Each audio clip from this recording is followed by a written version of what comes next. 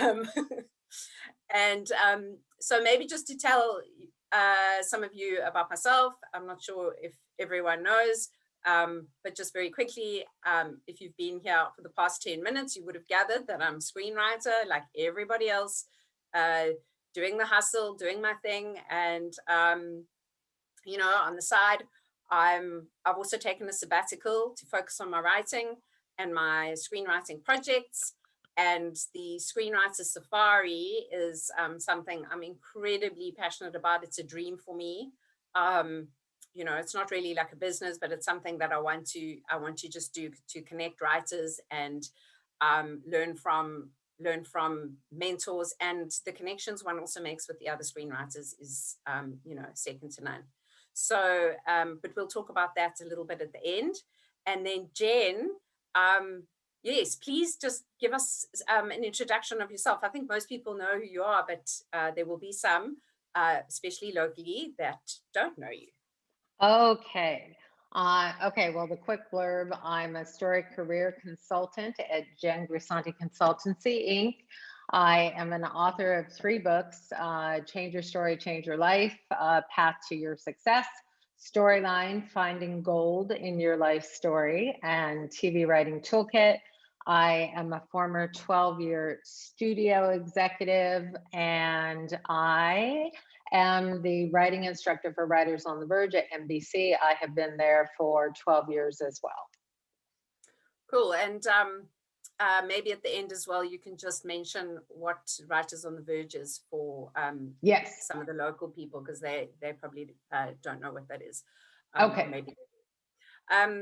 Yeah. So the theme of this was really, why use a script consultant, as opposed to just a reader. Like, obviously we're all very grateful for our friends and family and everybody who wants to help us and be supportive of our scripts.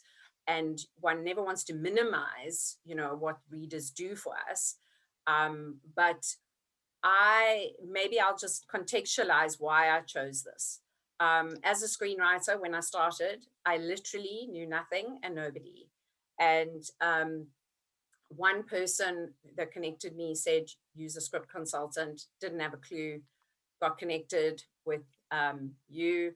And honestly, it's been the best experience I could ever have in terms of my script writing journey, which hasn't been that long, but I couldn't have learned more being in a classroom for a year than I have having had consultancy. So I'm a big advocate for it from a screenwriting perspective, but I'd just like to hear from you, from your point of view, why you think that writers should maybe consider a consultant over just a friend or a reader.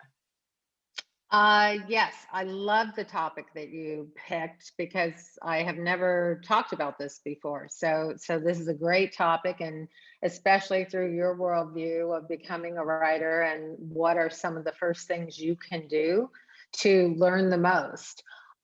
In my experience, there are many readers who become very successful story consultants. So as you say, there is no minimizing. The difference between a reader and a story consultant is experience. The difference between, now you can have a reader who's been a reader for 20 years and they are going to have a similar amount of experience. Everything comes down to experience. So my experience is that I was a current programming executive for 12 and a half years. So what that meant was that I worked on 15 top primetime shows. I worked with the executive producers on staffing the writers, and I read up to 300 scripts a season, and it was my job to narrow it down to the top 25 or so and send them to my executive producers. I was very hands-on in the staffing process. So that helped me learn. And then I would work with the executive producer from story concept to outline to script to screen. And I would see my notes made all along the way. And I would also see what notes weren't made.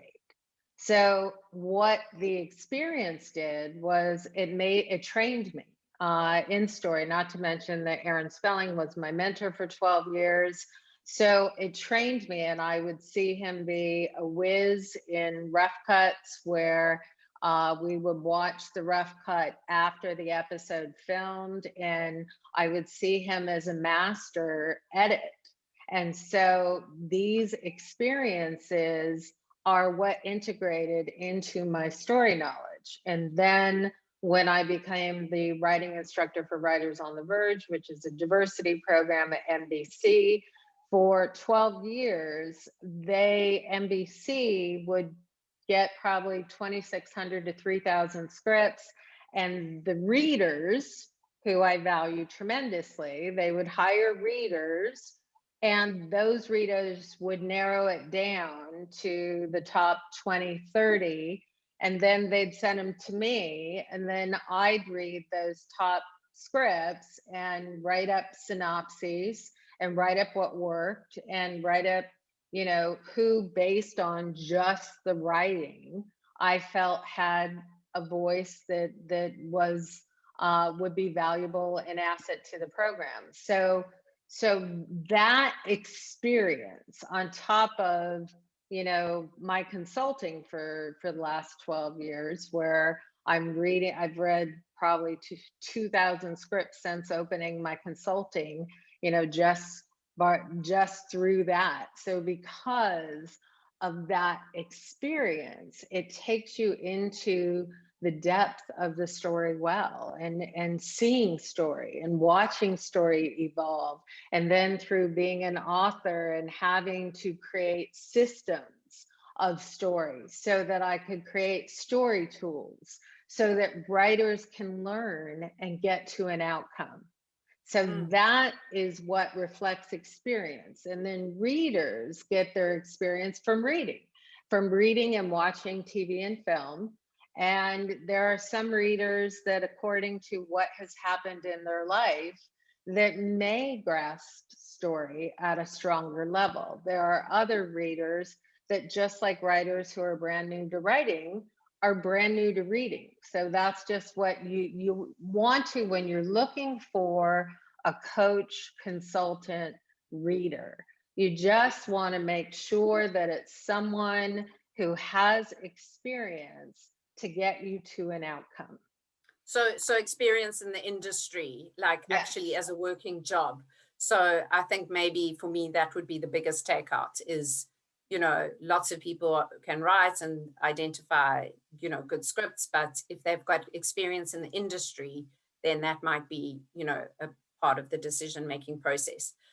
Something you said to me once, because I realized that you obviously read a lot of good scripts and then maybe some not so good scripts.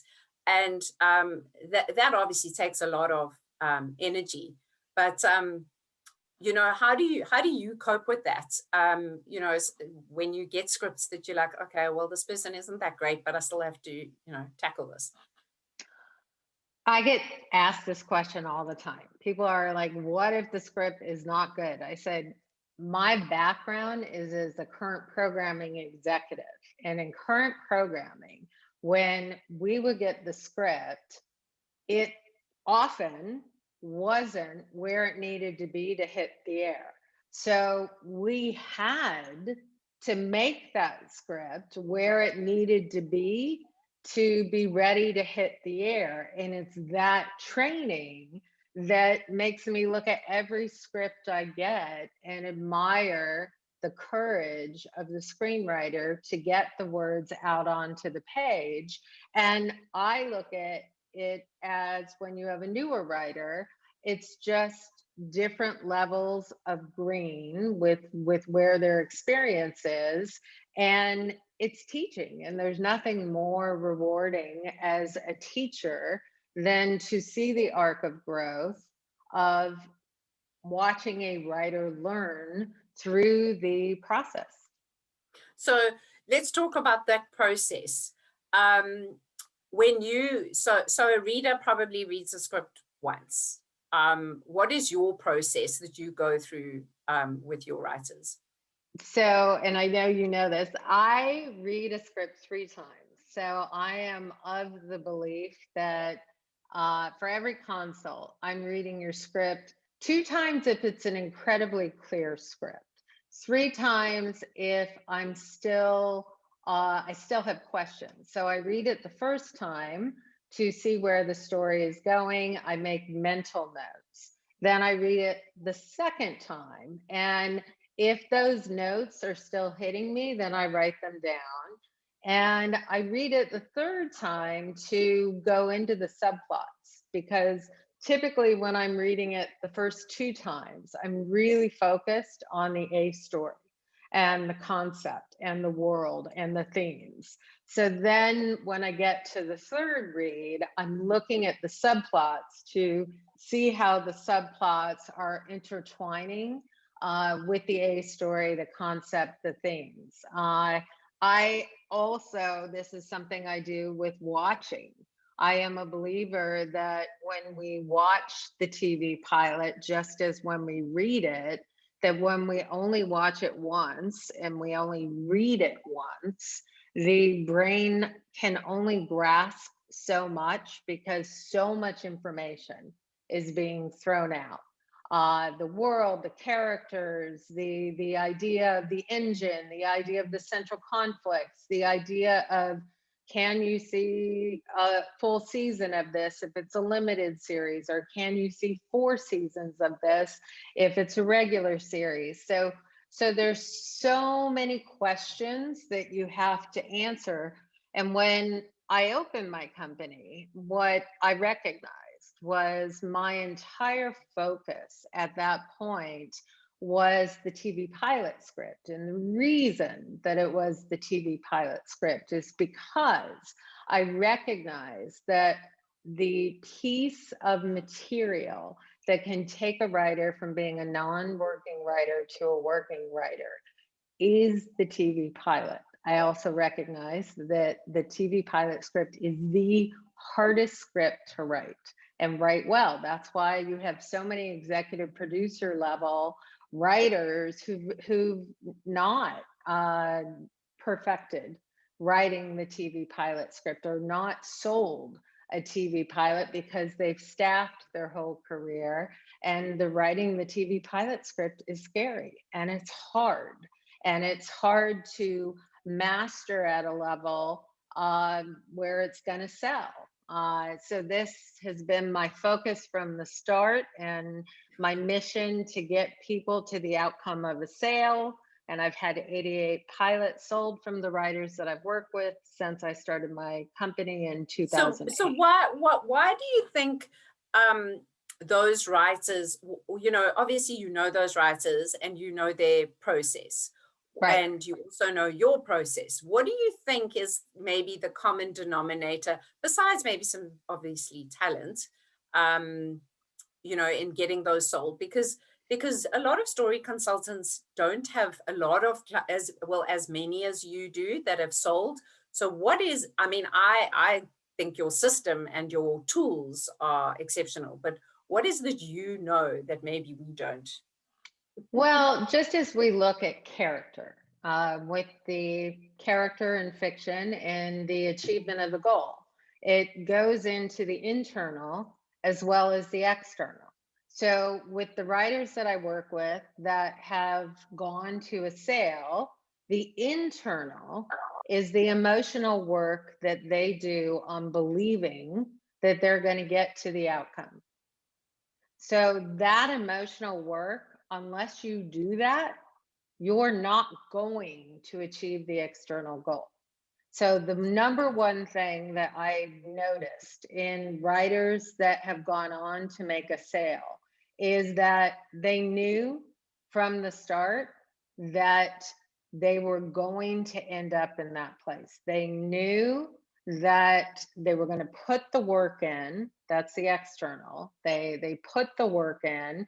They, in with my system, whether it be the one-on-one consults, the 5 coaching consults, which is my most popular, the doing my Storywise teleseminar that includes a massive amount of story instruction, because I have found that when you mix story instruction with one-on-one consult, with the teleseminar experience, where I have working writers come in and listen to 5 pitches, so you get to hear the voice of the top level working writer. So when I mixed all of those, that is what led to the outcome happening. Now, also keeping in mind is that I've half the writers I work with are working writers, because I come from the staffing world. I know a lot of writers, and I work with writers from staff level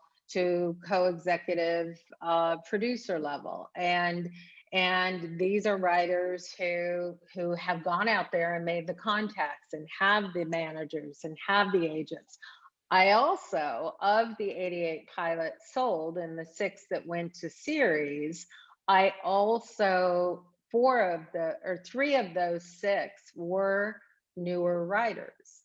Now, they were newer writers, but they were newer writers that were extremely well connected.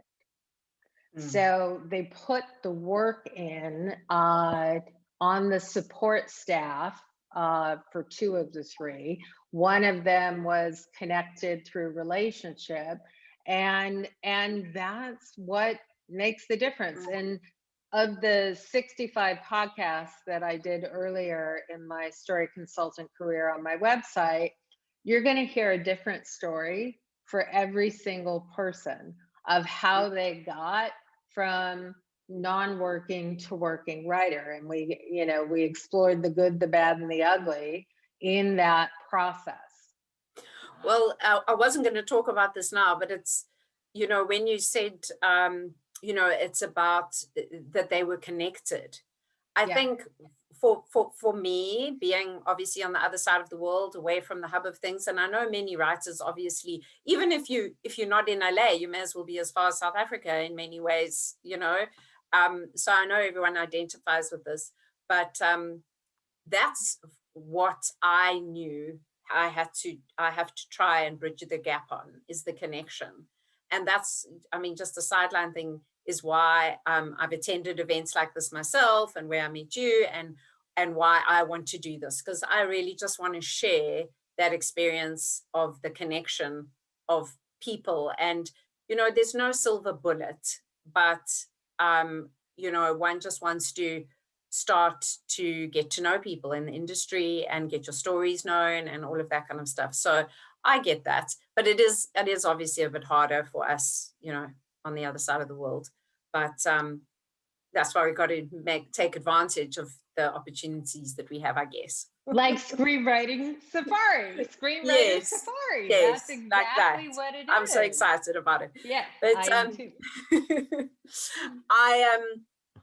I wanted to ask you something that Richard, he sent me a message, and he said to me, what is the one thing that you look for in a pilot in terms of the beats? What are the main things? Excellent question. Because you also said the TV pilot is the most important. So what should those beats be?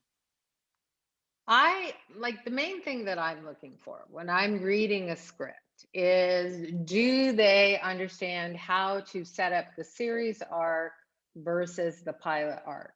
Do they start with a compelling enough series setup to where I can imagine several episodes from this concept, if it's a limited series, or multiple years worth of episodes for a regular series? So I'm looking for a powerful series setup into the concept. Now, the concept, as many people know, in Hollywood, they say everything's been done.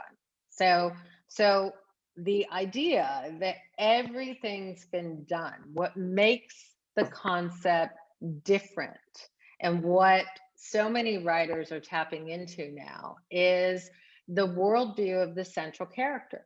So the worldview of the central character can be put into any concept. And if that worldview, if the writer is willing to dive deep and go there through the development of the character arc, through the exploration of the earlier wound and or the childhood wound, how this comes out in a flaw that in Queen's Gambit, we see the flaw from the very start for drama. In comedy, we see the flaw from the very start in Dead to Me and in Fleabag.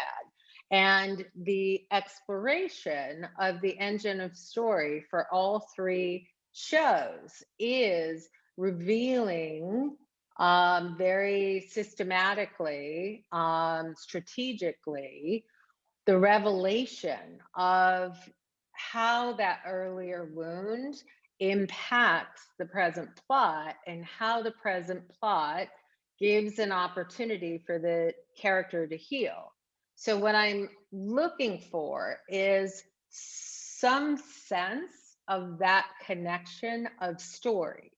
And what I often notice is a writer, you can, as a story consultant, we know you can teach structure. Structure is something that I would say most writers struggle with. And the value of understanding structure is that structure elevates emotion.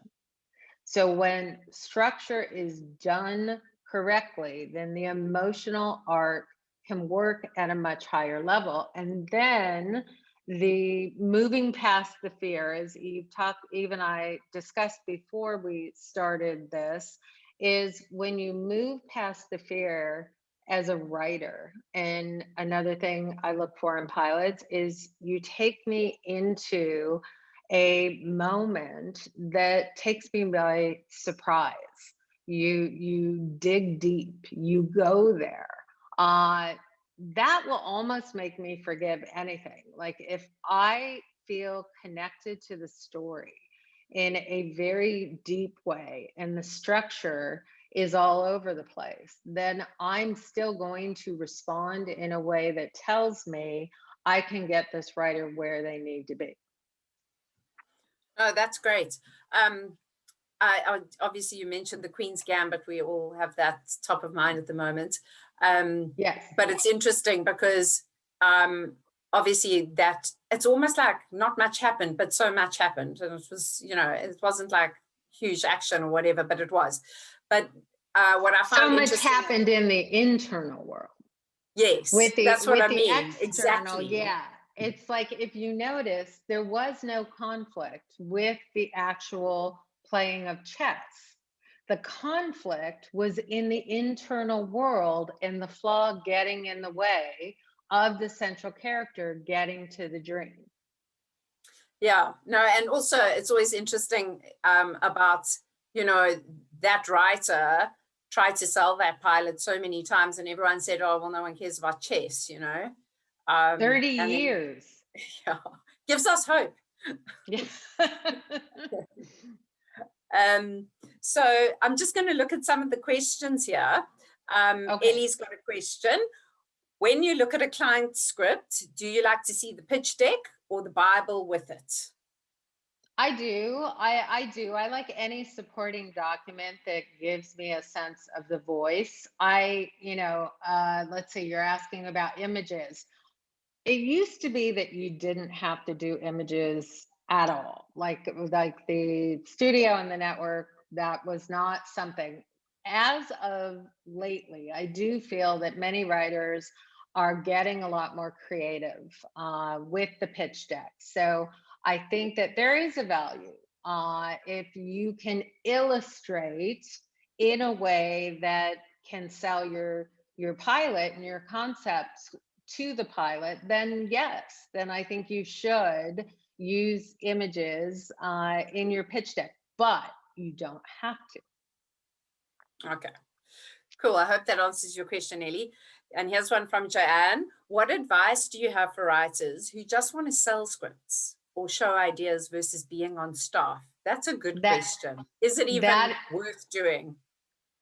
That is an excellent question. That is an excellent question. There are both of those kind of writers. You have the writer who is a staff writer, and it used to be in the agent world when I was starting my career in the early 90s, it used to be that the agents would say you had to staff until you were a supervising producer, co-executive producer level before you could start developing. That used to be the school of thought. Now, agents and managers are splitting their writers into the idea of you have the staffing writer and you have the writer who is just out there pitching and selling concepts. So you can make a career through just pitching original content. Cool. Max has got a question. Can you talk about the difference between a character exposing their wound through their actions versus it being exposed by other characters? Yeah, I mean, action is huge. So subtext is everything. You can absolutely have other characters be a part of the revelation process. Certainly, you can look at the antagonist as something that's going to pull out some of the revelation. You can look at the mentor character. You can look at the negative parent as a character that pulls out the idea of the wound and the flaw. I have seen shows, Queen's Gambit, where the wound is directly explored from the very start. We see the flaw first, we get the future moment, we get the consequence of the series, then we go back in time and we experience the wound in real time. And the value of that is you're putting us into the heat of the moment with the character. Honorable Woman did this as well with Maggie Gyllenhaal, and it was brilliant. It was probably a 2-page scene that took us to a depth with the character that we don't have. I've also seen shows like Dead to Me, like Fleabag, where we are seeing in action what the flaw is, which is creating anticipation on more information on the wound. So there is a tremendous value. You have many writers who will say to me, do I have to explore the wound and the flaw? And my answer to you is yes. If you want to sell your show, this is you have to be willing to go there. Now, granted, network TV doesn't dive into the wound at the depth that streaming is diving into the wound and the flaw. However, even to get on network TV, showing the ability to go there is a huge part of the creative process. So, I think people have fear in exploring the wound and the flaw because they don't want to explore wound and flaws in their own life. And yet we all have wounds, we all have flaws, and we all have a massive well to draw from with these wounds and flaws. And we all have a circle of friends and family who have wounds and flaws. So being conscious of these wounds and flaws and how they connect you to people is what you want to do in your writing. Cool. Hope that answered your question, Mugs. I know, Jen, you know Mugs well. Yes, I do. Mugs is fantastic. And here's another question. The full name hasn't come out, but the question is, are you finding scripts written as features being reformatted for TV due to COVID situation? So that's the question, but I think maybe we can look at it that in two ways, maybe because of COVID and maybe just generally. I know I've done that. So that's actually a great question for me because I'm interested to know how many other people also do that. Yeah. Well, yes. I mean, the value of taking the feature and adapting it into a TV show is that you already have the world and you have the central character. And you have the character dynamics and you have a large portion of it figured out. The difference, massive difference, is do you have an engine of story that can go the distance? Do you have central conflicts that create longevity and make us see this as a season worth of episodes or several seasons worth of episodes?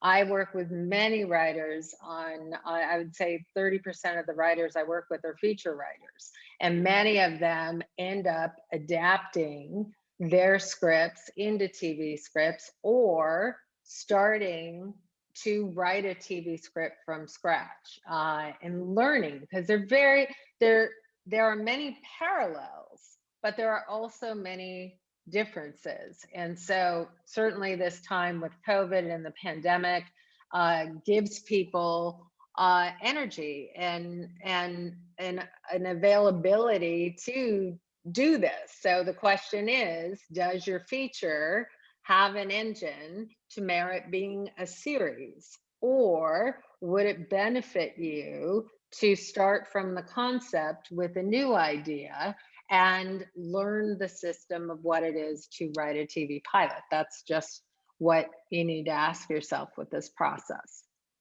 Yeah, and limited series, if the feature doesn't like kind of have enough strength to go into full series, do you see a lot of limited series then, or do they kind of just steer away from it altogether?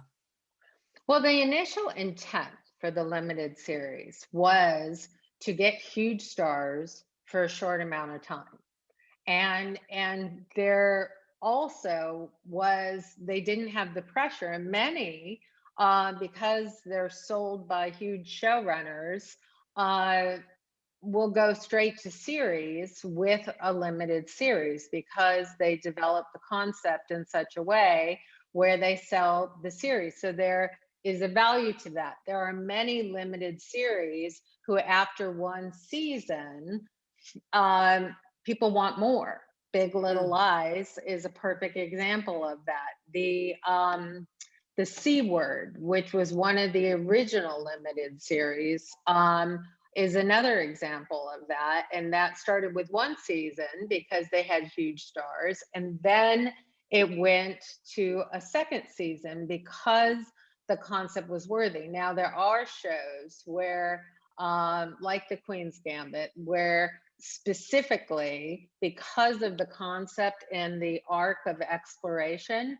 it's done in a season. Now, I have seen, I saw an interview with, is it Anya Taylor, the lead actress, I believe. I hope I'm not getting her name wrong, but I saw an interview where she mentioned that people are talking about they want, yes, Anna Joy Taylor, thank you, where they're talking about she's saying, I haven't heard anything, but never say never, because she, obviously there are things to explore. So I think it is easier to go into a limited series with the idea of one season if it's a concept where it's essentially, the limited series is almost like a long feature. It gives you more opportunity to explore in depth the concept. So you have a beginning, a middle, and an end from the start, which is great for writers and creators to have that. And then if, like, when I watched Big Little Lies, what I recognized at the end of that season was, wow, it's almost like season one could be the backstory for season two, because we are connected to these characters through this trauma. So now you could go to a season two because of that. So it all depends on the idea and how it's explored. I hope that answers the question. Yeah, definitely. That was actually my question, so you answered it perfectly. Okay. So there's another question here. Guys, I'm sorry, I forgot to ask you to put all your questions in the chat. So please just type them out and I'll pick them up as best I can. And so Rani says here, trending now are many hybrid genres. True story. What should we not do when venturing down that path in our scripts? I'm not sure I quite understand. Well, I mean, first of all, there are different schools of thoughts. And there are many people saying, what should I not do in a story concept? And what should I not explore? And there are writers who have a specific or development executives who will say things like, don't explore period pieces, which is very confusing to writers because many of the streaming shows are period pieces that are working. Then you'll hear, don't use VOs, don't use flashbacks. Yet in many of the shows that end up going to Emmys, going to Golden Globes, you have VOs and flashbacks. So really what the bottom line to think about is what serves the concept. Don't go to places that don't serve the concept and the story that you are trying to tell. And I'm of the belief that don't try to sell to the market because trends go so quickly that by the time you get something ready, it's on to the next trend. You have to write what you feel that you can hit out of the ballpark because of your emotional well that you are going to fictionalize into the concept. That's a great thing to hear, I think, for many writers, because, everybody feels like maybe they're failing because they're not writing what the market wants. So, yeah, that's true. And Rani also just made me think when she's talking about all these many hybrid genres and stuff. A lot of writers, there's different schools of thought, whether you should stick to one genre or you should write different genres. In your experience, which kind of writers, if they stick to one or have many, become more successful? Okay, so the school of thought, which is, so in the feature world, we know you don't have to stick to a genre until you have success. And once you have success, then the ideology is stick to the brand. Judd Apatow is a perfect example of this, because then you can create this plethora of films based on the idea of the brand. In television, the feel is that if you're a female character driven writer, then stay in that brand. If you are a procedural writer, then stay in that brand and don't go into writing like a dramedy, which conflicts with the agent's ability to sell you as a procedural writer. However, for me, I'm coming from a former current programming executive worldview. And I know that when I was a current executive, if I loved a writer and I was staffing 5 shows that were all extremely different, I wanted a writer who had different things in their writing portfolio so that I could put them up for more than one show. That's very interesting. Yeah, no, that's great. And that's nice to know because that's like the real world. So that means a lot. So Gavin asks, how much does like your personality or a professional script consultant, your worldview affect your assessment of a script? That is an excellent question. So worldview in every aspect of the creative process affects things. So obviously, when you have the worldview of whether it's going to be a script consultant, whether it's going to be the executive reading it, whether it's going to be the executive producer reading it, worldview matters. When, the idea of what themes are you going to touch on, and you're going to have the reader's worldview connect to your themes, which is why it's tremendously important for you to explore themes that are universal. And the more universal your themes are, the greater opportunity you have to connect with a larger amount of people in that process. So certainly with a reader, or I see this all the time with writers on the verge. I mean, when I'll look at and what we have found with the process is, if there is a script that gets very high, two different readers read all the scripts. So if there's a high score and a low score, then that tells you right there that the worldview of the reader, one identified, the other did not.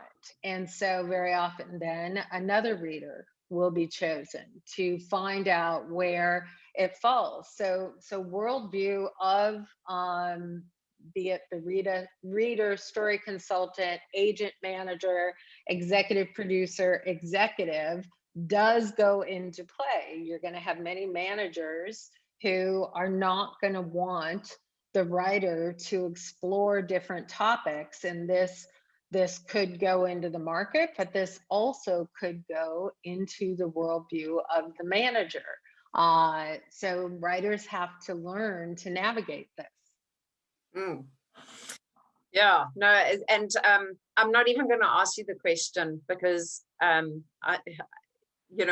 sure you've got a favorite genre, unless you want to answer that. But no, I'll answer that. I mean, I like great stories.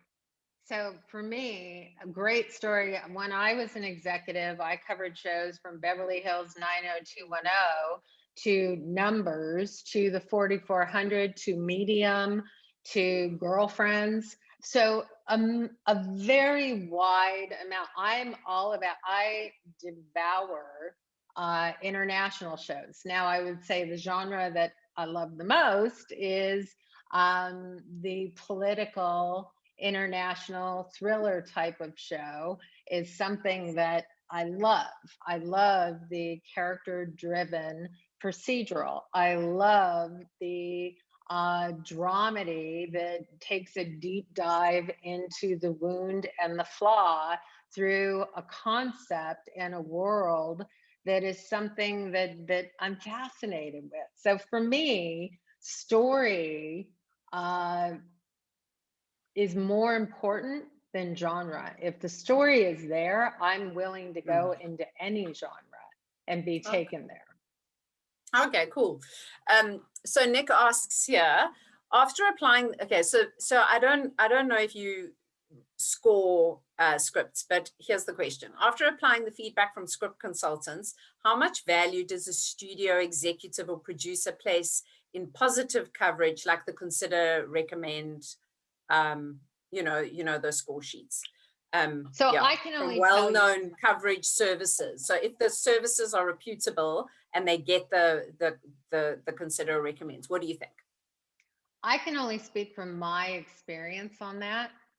From my experience on that, that did not weigh into my process of the staffing process.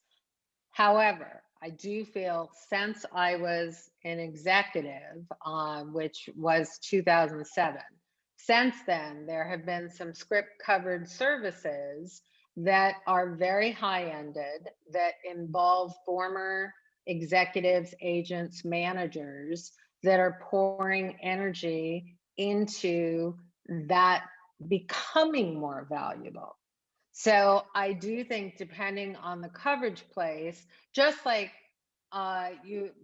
people stress and worry about, oh my God, if I don't get into the diversity program, will I ever staff? And the answer is, of course you will. I staffed a gazillion writers and helped launch a ton of writing careers that didn't come through the diversity programs. However, the diversity programs are one channel to get to the outcome, just like this is a channel by getting a recommend. Now, and there are many executives who will say, No, I don't give any thought to that. And there are other executives who will say, just like if you're a semifinalist or finalist in a writing program, it weighs in the same way. You look at the overall picture of the writer.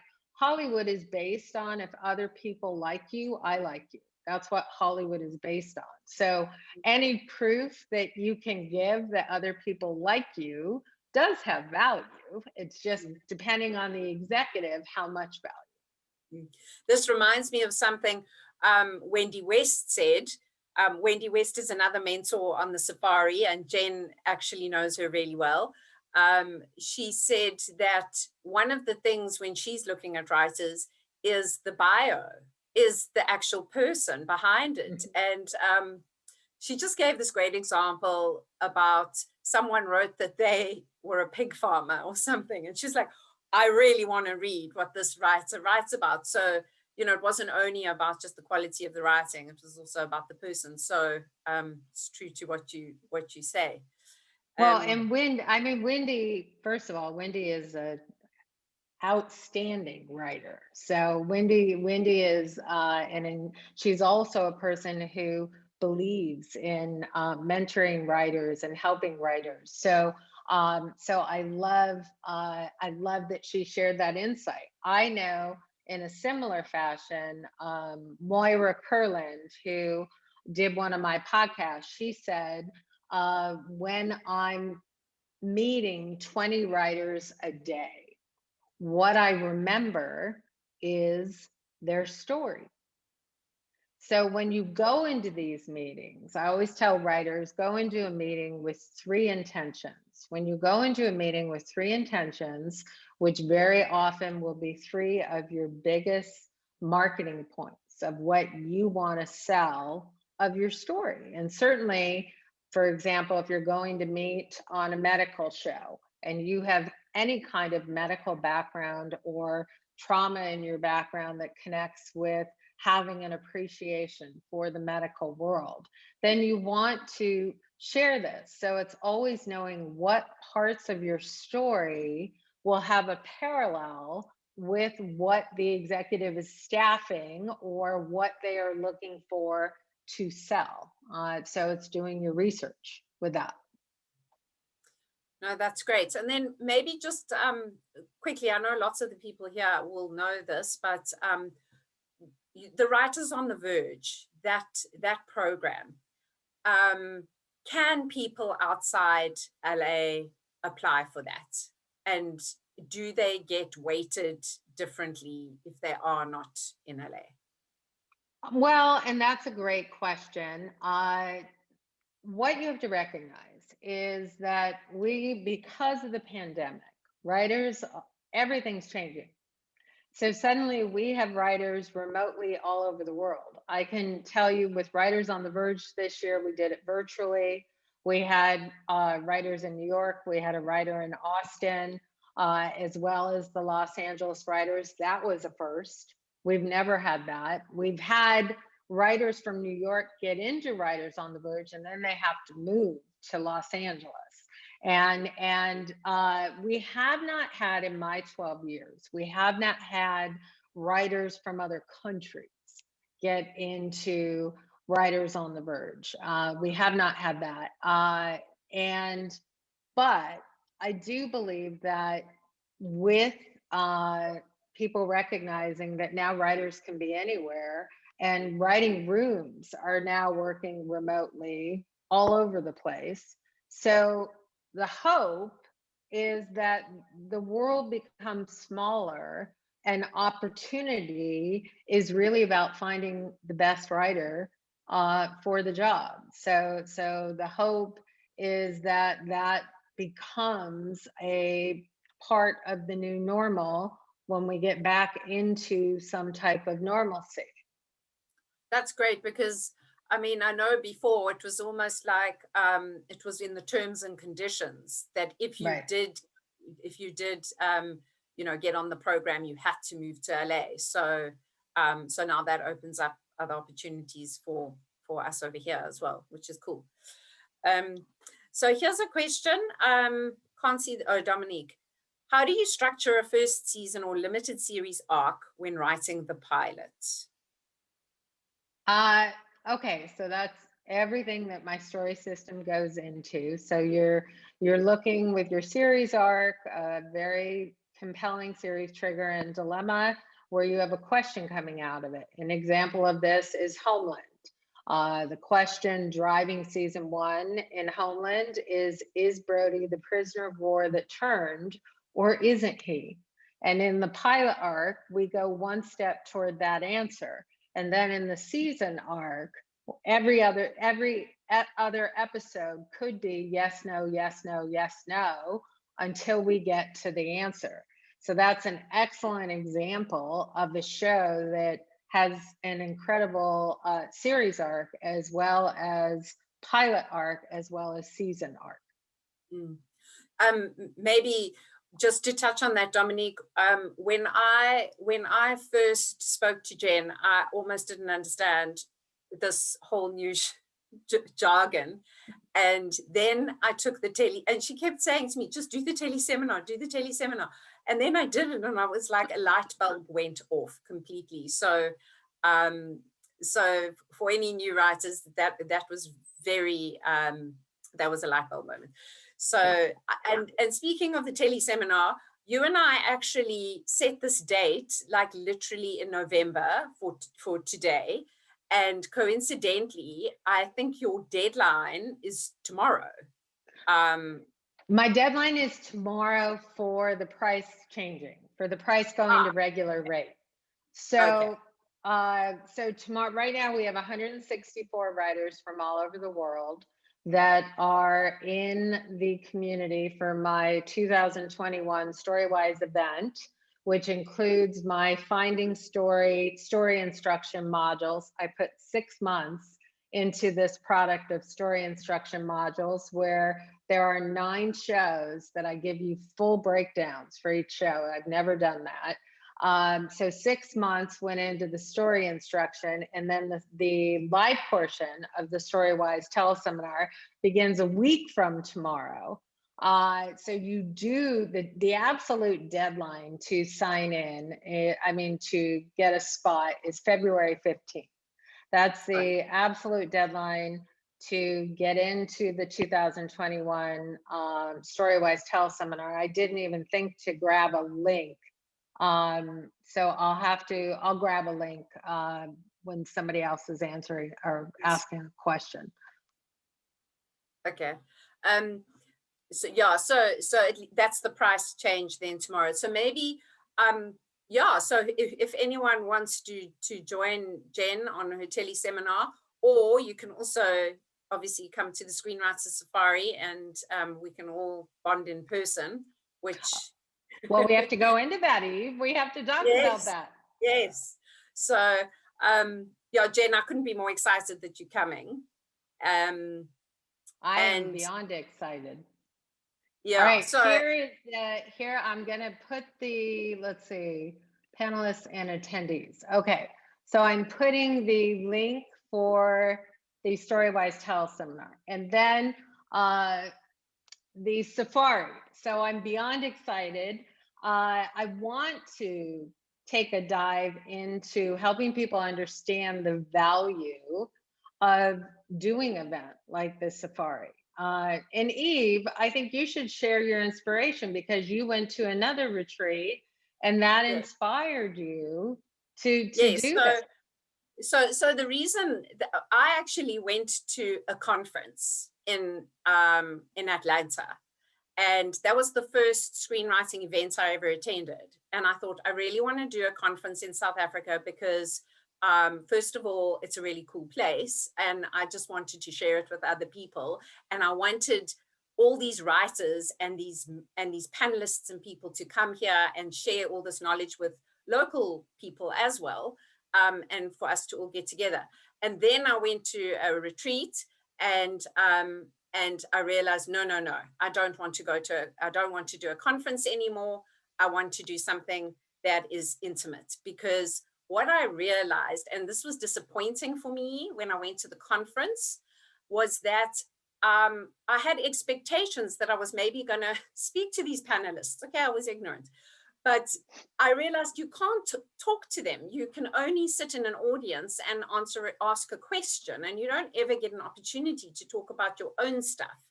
And that is why I just love this format where everybody gets to talk about their own projects in depth, with a committed ear, and other people who are just as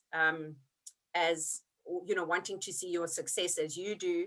And for me, the best part is that you make friends, and my belief is obviously people want to see friends succeed, and they help them along the way, and you bond and share. So that's why I put this together. And I thought, like, a lot of I know you haven't been to South Africa, and actually all the mentors haven't been to South Africa. So um, so that's really cool. So it'll be a first time for everybody. And I wanted to kind of do it as like a bucket list item, as well as everybody kind of bonding and doing the mentorships.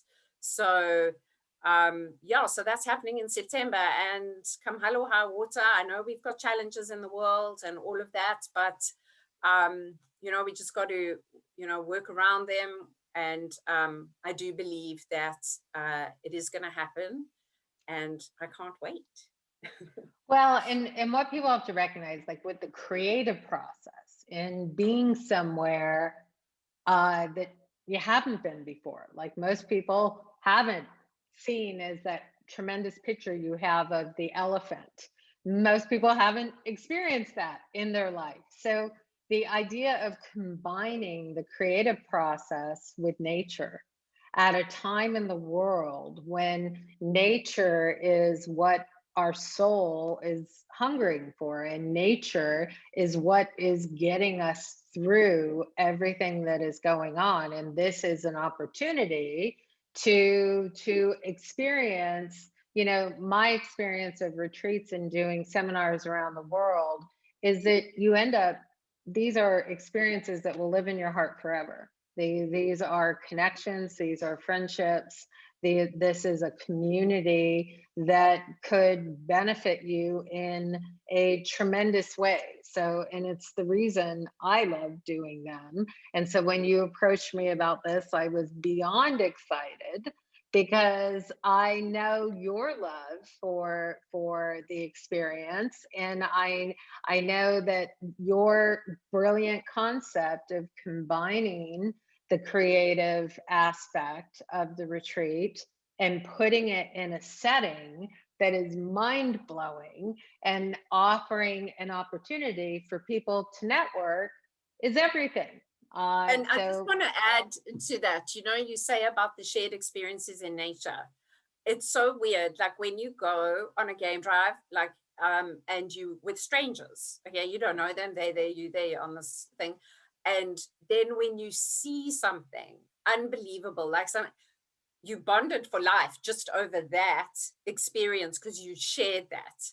And that's something that I found that's really amazing. Like these strangers suddenly, because you shared like these elephants walking past, or a lion eating an elephant that's dead, or you know what I mean? Like nature is also cruel, but these are like interesting things. So yes. do you see Lucinda's question?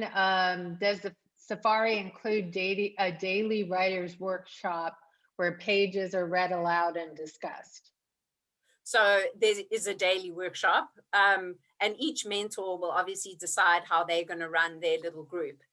There's only going to be 3 people per person. So, I mean, 4 people per mentor. So it'll be very intimate. And I mean, Jen, you've got your process, and whatever I think is the strongest benefit for the writers is probably what those mentors are going to do. Maybe you can talk about your process. Yeah, so my process is for the 4 mentees that I work with, I will get your submission, your script submission several weeks before the event. So I will go through your scripts. Then what we'll do on each day is one writer will be covered, and as a group, so that we have the writer's room experience. We will go through the notes and we will talk about the script.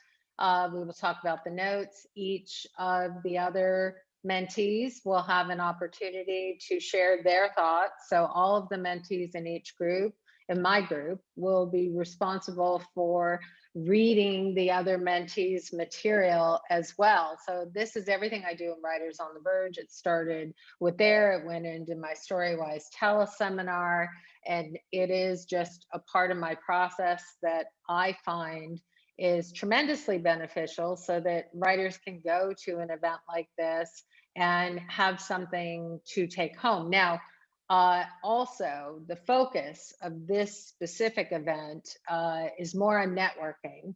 So we're not going to have the same kind of time to go into massive detail because of the daily safari stuff, which will also be a part of the creative process. You will get written notes from me. So you will get those. You will also get the verbal input on the concept in the group sessions.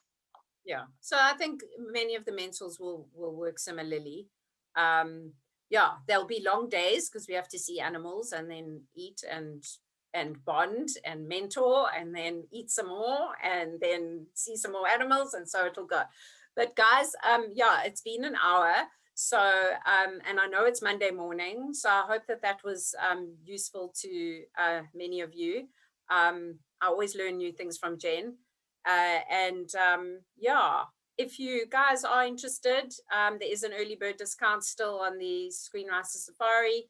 I did put the website address in, but I'll just put it in again, or you can email me. Apparently the last time I did a typo. So let's try not to do that. info@africa.com. Thank you for your comments in the chat. We are so grateful. And Eve, thank you. You did a fantastic job. I love everything you're doing. And Jen, thank you so much. You are like the busiest person. And that's why I say when we set this in November, because like the only gap in your diary was in February. So I really do appreciate it. Thank you. Thank you so much. Everyone. Thank you. Thank you, everyone. Bye. Bye. Bye.